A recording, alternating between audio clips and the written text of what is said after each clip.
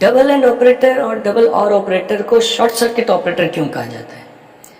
होता ये है कि डबल एंड ऑपरेटर, जैसा कि हमने देखा है कि उसे कोई एक वैल्यू भी फॉल्स मिल जाए तो रिजल्ट फॉल्स आ जाता है ओवरऑल। और ऑपरेटर में कोई एक भी ट्रू हो तो रिजल्ट ट्रू हो जाता है ओवरऑल। लेकिन जब एंड ऑपरेटर एक्सप्रेशन को इवेलुएट कर रहा होता है तो एंड ऑपरेटर, फॉर एग्जांपल आपने चार एक्सप्रेशन है, चारों में बीच में एंड ऑपरेटर्स हैं, तो एक भी सीक्वेंस में लेफ्ट टू राइट जब वो इवेलुएट करना शुरू करेगा तो एक भी अगर उसे फॉल्स मिल जाएगा तो आगे वो इवेलुएट करता ही नहीं है, बाकी सारी एक्सप्रेशन को इग्नोर कर देता है। इससे आपके पास टाइम भी बच सकता है, क्योंकि जैसे ही फॉल्स मिल गया सब कुछ फॉल्स, आगे किसी के कंपैरिजन की जरूरत भी नहीं। फॉर एग्जांपल आपके एक एक्सप्रेशन है जिसमें चार कंपैरिजन हो रहे हैं एंड ऑपरेटर के साथ, अगर पहले का ही रिजल्ट फॉल्स हो गया है और एंड ऑपरेटर के लिए जरूरी है कि तमाम वैल्यूज ट्रू हो, तो एक ऑपरेटर भी फॉल्स हो गया है, एक एक्सप्रेशन का रिजल्ट भी फॉल्स हो गया, तो बाकी को इवेलुएट करने का कोई बेनिफिट नहीं है। क्यों? क्योंकि एंड रिजल्ट तो फॉल्स आना है, बाकी तीनों ट्रू भी हों, एंड रिजल्ट तो फॉल्स आना है। तो इसलिए डबल एंड ऑपरेटर जहां उसे फॉल्स मिलता है आगे की इवेल्युएशन रोक देता है, मजीद इवेल्युएट नहीं करेगा। अगर पहला ट्रू मिल गया आगे जाएगा, दूसरा ट्रू मिल गया फिर आगे जाएगा, जब तक ट्रू मिलता रहेगा आगे बढ़ता रहेगा। या तो एक्सप्रेशन एंड हो जाएगी, तमाम ट्रू हो गए, एंड रिजल्ट ट्रू हो गया, या फिर बीच में कहीं भी फॉल्स मिल जाएगा तो उसको रोक देगा और आगे इवेल्युएट नहीं करेगा। इसी तरीके से डबल और ऑपरेटर है।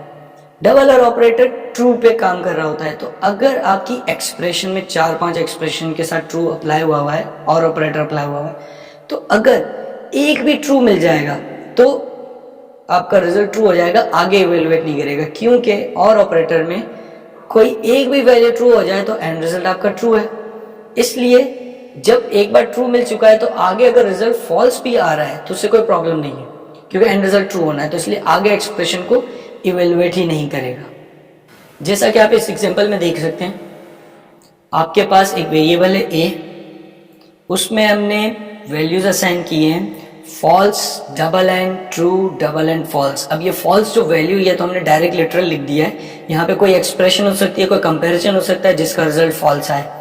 जो दूसरा ट्रू है इसमें भी यही हो सकता है कि कोई एक्सप्रेशन होगी जिसका रिजल्ट ट्रू आएगा, और तीसरे में भी यही होगा।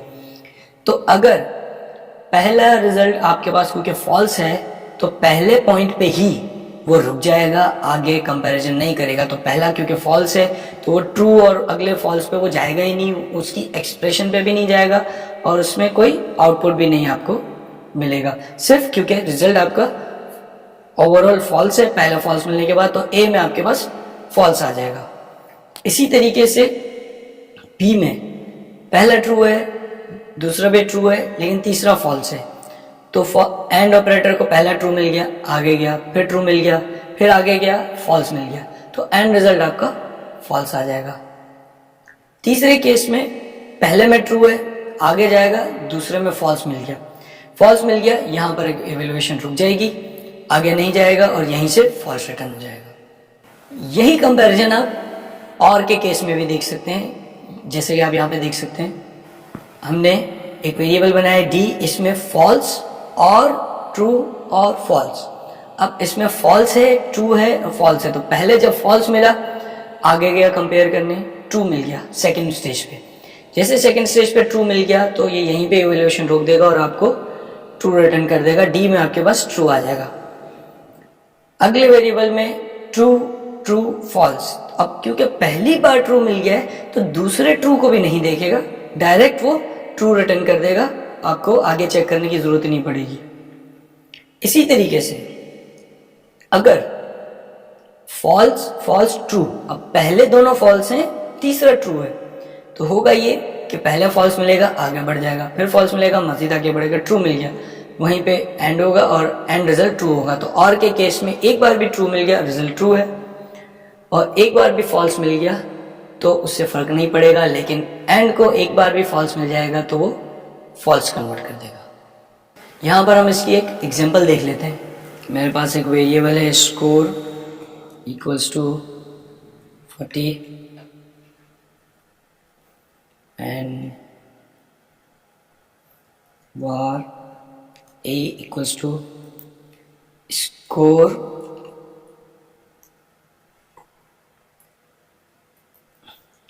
ग्रेटर देन 50 हो एंड स्कोर लेस देन 70 हो एंड स्कोर इक्वल्स हो 66 के। अब ये कंपैरिजन कोई सेम कंपैरिजन नहीं है, लेकिन हमारे एग्जाम्पल को समझने के लिए ये बेस्ट ऑप्शन है। अब होगा ये कि जब स्कोर ग्रेटर देन 50, क्या स्कोर ग्रेटर देन 50 है? स्कोर ग्रेटर देन 50 नहीं है, इस वक्त स्कोर में 40 है, तो ये एक्सप्रेशन यहीं रुक जाएगी। आपका ए में यहीं पे आपके पास फॉल्स आ जाएगा, आगे के दोनों वैल्यूज को वो चेक नहीं करेगा। लेकिन अगर स्कोर, फॉर एग्जांपल हम इसको कर देते हैं 61,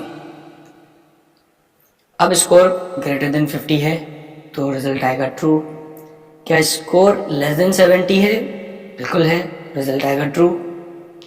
क्या स्कोर इक्वल्स टू 66 है? नहीं, तो ये फॉल्स हो जाएगा। अगर ये होता 71 तो स्कोर ग्रेटर देन 50 है, ट्रू।